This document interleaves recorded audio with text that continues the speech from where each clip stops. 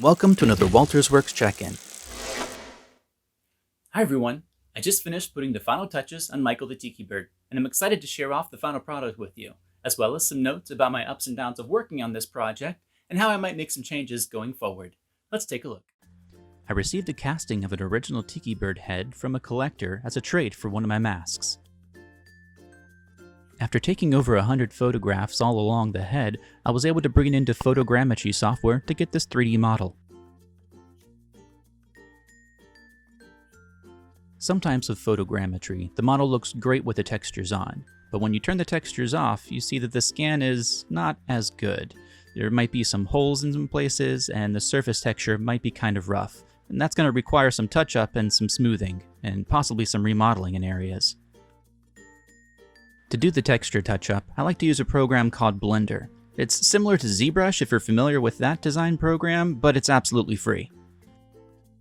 After some smoothing and some retexturing, now I'm able to use this model for something I can 3D print. The first problem I needed to solve was how to create a realistic motion for the jaw.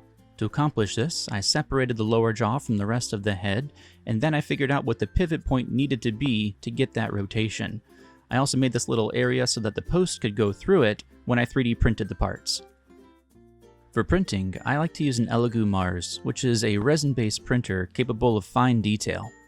With the parts assembled, I was able to do a quick motion test, and I immediately saw some areas I wanted to improve.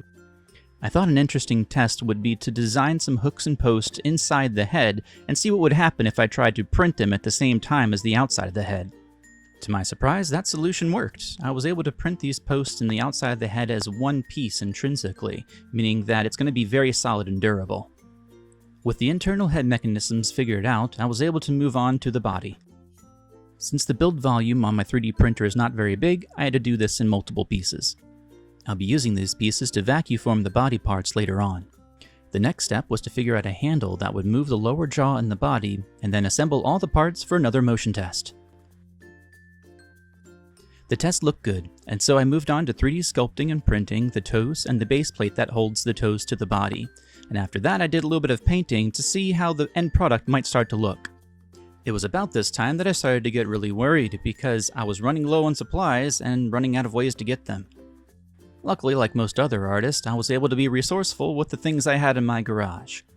Using the pickup option from my local craft store, I was able to get the dye for the fun fur, the paint for the PVC, and the feathers to get back on track. I used synthetic fabric ink to spray onto the fun fur to give it a nice soft gradient. Then I painted the PVC pipe to look like bamboo. Once assembled, the bird finally started to look like the green bird with the Irish accent named Michael from the attraction.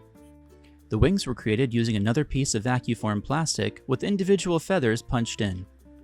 With the wings finished, I was able to move on to the paint job for the face. Now there are a lot of versions of the Michael paint job. I found one that I like and tried to recreate it as best I could with little touches here and there to make it my own. The last step was to create a tail using longer feathers in a similar approach to what I did for the wings, and then Michael the Tiki Bird puppet was finally finished.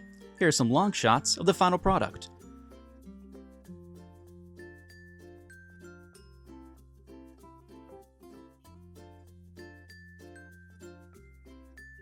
I really enjoyed working on this project, and I'm excited for the next version, which is going to be the animatronic puppet. For that one, I'll probably do one of the other birds such as Pierre, just to mix things up a little bit. Thanks to everyone who either liked or commented on this project while it was underway. Your support means the world to me, and I hope to continue to do projects like this in the future while Waltersworx continues to grow. That's all for now. Stay safe, stay healthy, and as always, remember to wash your hands. Bye! Camera. Which camera? Second from the top.